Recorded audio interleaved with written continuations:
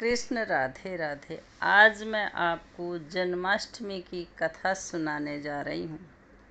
मेरे साथ बने रहने के लिए चैनल सब्सक्राइब कीजिए। आने वाले सभी वीडियो आपको सबसे पहले मिल सके बेल आइकन प्रेस कीजिए। भाद्रपद कृष्ण अष्टमी को श्री कृष्ण जन्माष्टमी कहते हैं, क्योंकि यह दिन भगवान श्री कृष्ण का जन्म दिवस माना जाता है। इसी तिथि को घनघोर अंधेरी आधी रात को रोहिणी नक्षत्र में मथुरा के कारागार में वसुदेव की पत्नी देवकी के गर्भ से भगवान श्री कृष्ण ने जन्म लिया था। यह तिथि उसी शुभ घड़ी की याद दिलाती है और सारे देश में बड़ी धूमधाम से मनाई जाती है। जन्माष्टमी के दिन भगवान श्री कृष्ण की जन्म संबंधी कथा भी सुनते हैं और सुनाते हैं, जो मैं आपको सुनाने जा रही हूँ। द्वापर युग में भोजवंशी राजा उग्रसेन मथुरा में राज्य करता था। उसके आततापी पुत्र कंस ने उसे गद्दी से उतार दिया और स्वयं मथुरा का राजा बन बैठा। कंस की एक बहन देवकी थी, जिसका विवाह वसुदेव नामक यदुवंशी सरदार से हुआ था।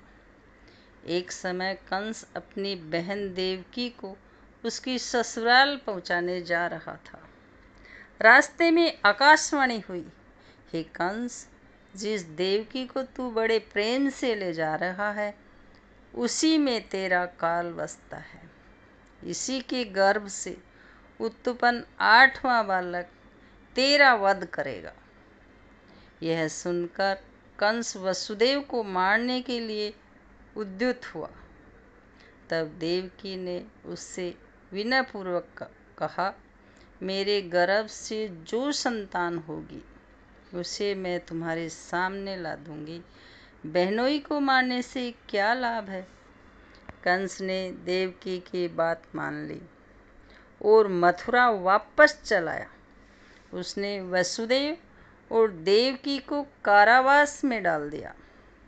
वसुदेव देवकी के एक एक करके 7 बच्चे हुए और 7 को जन्म लेते ही कंस ने मार डाला। अब 8वां बच्चा होने वाला था। कारागार में उन पर कड़े पहरे बैठा दिए गए।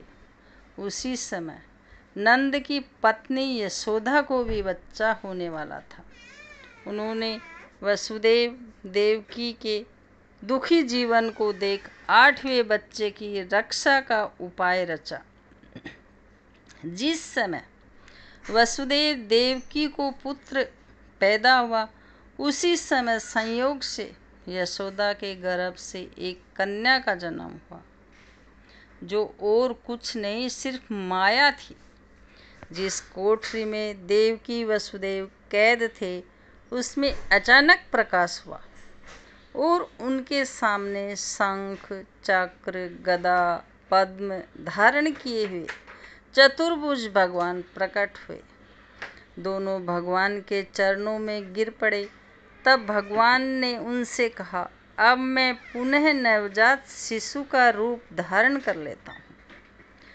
तू मुझे इसी समय अपने मित्र नंद जी के घर वृंदावन में भेजाओ और उनके यहाँ जो कन्या जन्मी है उसे लाकर कंस के हवाले कर दो। इसी समय वातावरण अनुकूल नहीं है, फिर भी तुम चिंता न करो। जागते हुए पहरेदार सो जाएंगे, कारागृह के फाटक अपने आप खुल जाएंगे और उफनती अथाह यमुना तुमको पार जाने का मार्ग दे देगी। उसी समय वसुदेव नवजात शिशु रूप श्री कृष्ण को सूप में रखकर कारागार से निकल पड़े और अथाह यमुना को पार कर नंद जी के घर पहुँचे। वहाँ उन्होंने नवजात शिशु को यशोदा के साथ सुला दिया और कन्या को लेकर मथुरा आ गई। कारागार के फाटक पूर्ववत बंद हो गए। अब कंस को सूचना मिली कि वसुदेव देवकी को बच्चा पैदा हो गया। उसने बंदी गृह में जाकर देवकी के हाथ से नवजात कन्या को छीनकर पृथ्वी पर पटक देना चाहा, परंतु वह कन्या आकाश में उड़ गई और वहां से कहा, अरे मूर्ख, मुझे मारने से क्या होगा? तुझे मारने वाला तो वृंदावन में जा पहुंचा। वह जल्द ही तुझे तेरे पापों का दंड देगा। यह है श्री कृष्ण की जन्म कथा।